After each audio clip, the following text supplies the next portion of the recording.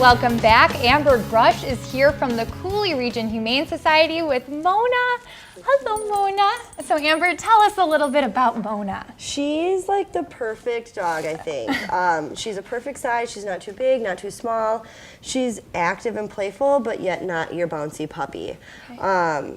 Would probably do well in a home with larger dogs. No small dogs, no cats. She just gets really excited, too excited. So we're just thinking big dogs for her. Okay. And what about children? How old should they be? They should probably be at least 8 or 10 and older. She can get kind of bouncy and frisky and does like her space at times. So we're just looking to have a little bit older kids in her new home. And what kind of dog is she again? She's an American Staffordshire Terrier, Okay. and she's 3. Oh, wonderful. She's beautiful. I mean, she really mellowed out. I know before she was kind of hyper, Yeah, but very curious. And Yeah. now she's like, oh, I've seen it. I'm just going to relax on this floor. definitely. And you said best with a family with kids, but no pets, maybe a few dogs? Yeah, older dogs.